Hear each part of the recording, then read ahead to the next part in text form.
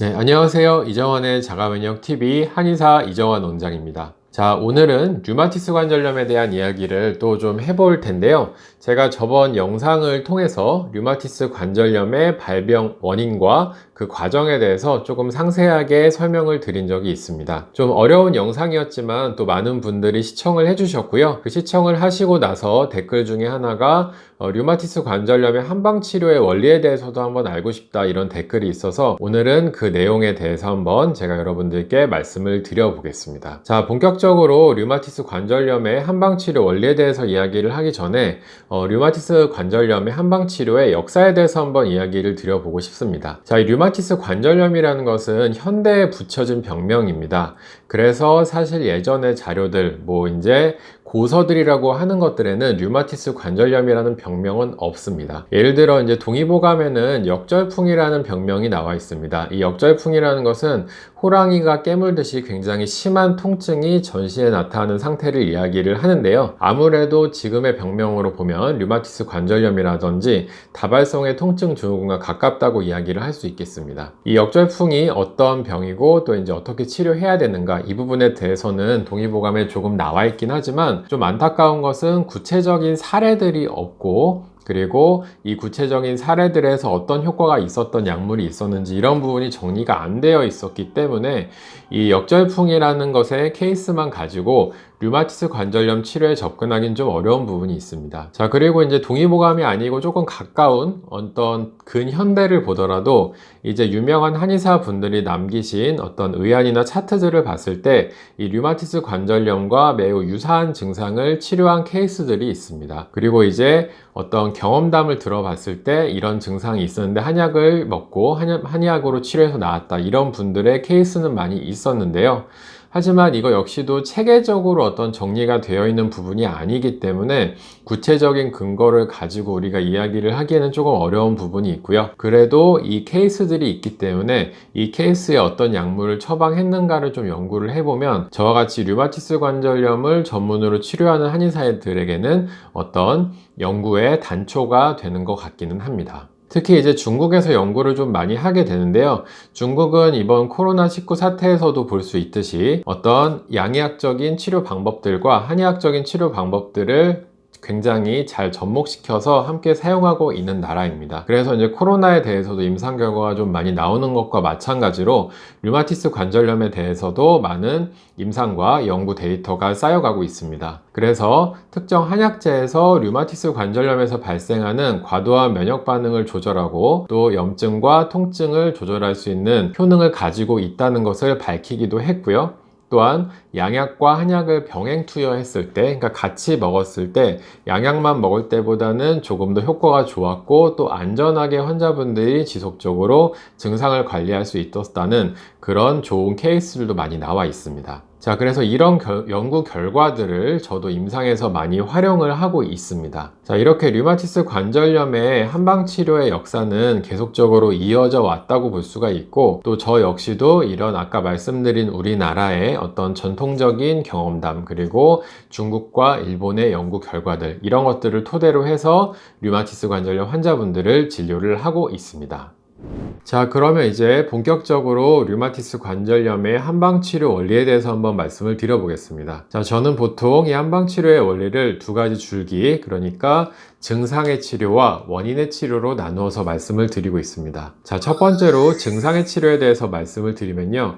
이 증상의 치료라는 것은 류마티스 관절염에서 나타나는 관절의 통증이나 강직감, 그리고 관절의 변형이나 극심한 피로감을 어떻게 치료할 것인가에 대한 이야기입니다. 자, 저번 영상에서도 말씀드렸지만 이러한 반응들은 자가항체로 인한 과도한 면역 반응으로 인해서 발생하는 것이기 때문에 이 과도한 면역 반응을 조절하는 것, 그리고 과도한 면역 반응 이후에 나타나는 통증, 염증 반응들을 조절하는 것이 치료의 핵심이라고 볼 수가 있겠습니다. 자, 그래서 이제 양의학 쪽에서는 사이토카인을 억제하는 면역 억제제를 사용을 하든지 직접적으로 통증이나 염증을 가라앉힐 수 있는 진통소염제나 스테로이드를 사용을 하게 됩니다. 자, 한의학에서도 이런 과도한 면역 반응을 억제하고 염증을 치료할 수 있는 약물들이 있습니다. 제가 아까 류마티스 관절염 치료의 역사에 대해서 말씀을 드릴 때 중국 쪽에서 이런 약제들에 대한 연구가 많이 이루어졌습니다. 이루어져 왔다고 말씀을 드렸는데요. 자, 대표적으로 이제 연구가 많이 된 약재로는 예를 들어 작약이라던가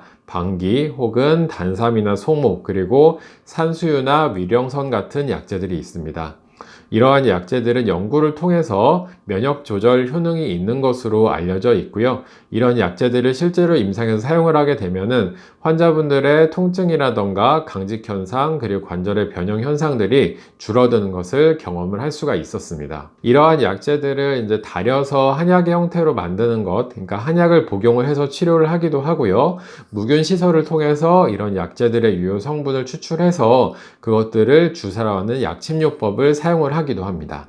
자, 근데 이러한 한약재들을 임상에서 활용을 해보게 되면은 모든 분들에게 다 똑같은 정도의 유효한 효과가 나오지 않고 어떤 경우에는 안전하지 않은 경우도 있습니다. 자, 그래서 이제 한의학에서는 중요하게 생각하는 개념 중에 하나가 체질이라는 개념입니다. 이 체질에 따라서 어떤 사람에게는 어떤 약재가 좋을 수 있고 또 그 사람에게는 다른 종류의 약재는 독이 될 수도 있다는 것을 이야기를 하는 것입니다. 자, 아까 앞서 말씀드린 약재들로 조금 예를 들어보자면은 뭐 단삼이나 소목 같은 경우에도 굉장히 좋은 약재들이지만 특정 체질에서 사용했을 때는 혈액을 좀 묽게 하고 빈혈을 발생시킬 가능성이 높게 되고요.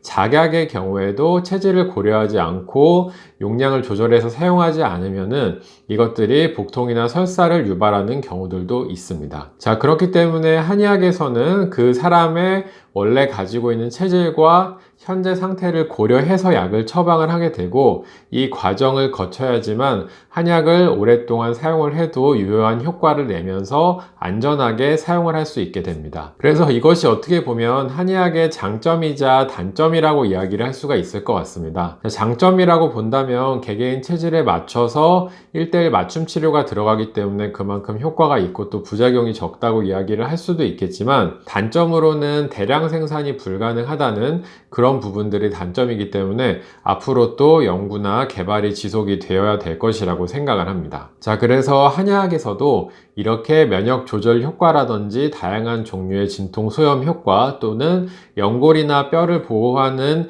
효능을 가진 약재들을 통해서 류마티스 관절염의 증상을 조절한다고 이해를 하시면 될 것 같습니다. 자, 두 번째로는 원인의 치료에 대해서 한번 이야기를 해보겠습니다. 이 원인의 치료라는 것은 한 가지 전제를 일단 먼저 이야기를 합니다. 류마티스 관절염이 그냥 아무런 이유 없이 랜덤하게 생기지 않았다는 것인데요. 물론 최신의 연구에 따르면 유전적인 요인도 있다고 보지만 이 유전적인 요인이 후천적인 요인과 결합이 되어서 보통 발생한다고 이야기를 합니다. 조금 더 쉽게 이야기를 한다면 어떤 자율신경계의 문제라던가 혈액순환의 문제로 인해서 손이라던가 발 같은 말초 부분들이 차가워지고 이 부분의 관절의 안에 손상이 발생하거나 염증이 발생하는 것이 류마티스 관절염의 원인이 될 수도 있고요.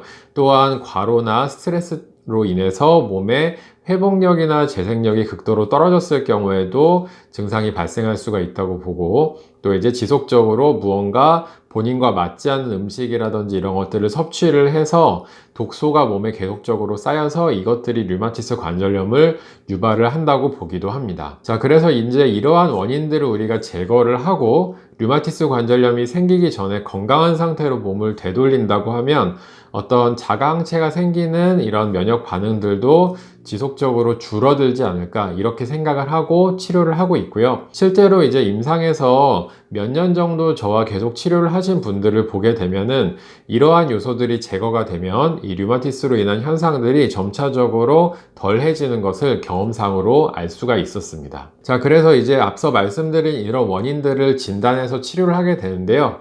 뭐 체질이라든지 현재의 몸 상태, 혀에서도 몸의 상태를 여러 가지 알 수 있기 때문인데요. 이런 것들을 종합하고 또 이제 환자분들의 그동안의 생활 습관들을 이야기를 충분히 들어봐서 어떠한 부분이 문제가 있었는지를 진단을 해서 현재의 문제를 해결하고 또 이제 앞으로 이런 문제가 안 생기도록 생활 습관이라던가 식습관 등 여러 가지를 바로 잡아 드리는 것이 저희가 이야기하는 원인의 치료라고 볼 수가 있겠습니다. 자, 그래서 이제 아까 말씀드린 증상의 조절 부분과 원인의 치료 이 두 가지를 배합을 해서 보통 한약 처방의 경우에도 이루어지게 되는데요.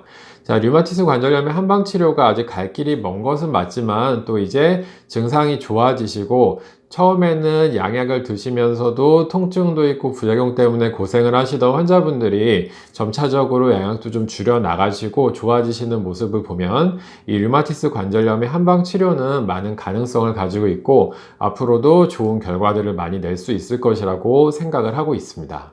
자, 이정원의 자가면역 TV 오늘 이렇게 류마티스 관절염의 한방 치료의 원리에 대해서 한번 이야기를 드려보았습니다. 자, 앞으로도 류마티스의 한방 치료에 대해서는 제가 꾸준히 연구와 임상을 해 나갈 것이고요. 또 좋은 결과가 있고 또 여러분들에게 도움이 될 만한 이야기가 있다면 언제든지 또 영상을 통해서 이렇게 말씀을 드려보겠습니다. 자, 이제 더워지는 날씨에 건강들 잘 챙기시고요. 또 좋은 영상에서 다음에 뵙도록 하겠습니다. 항상 좋아요와 구독 눌러주시는 분들께 감사드립니다.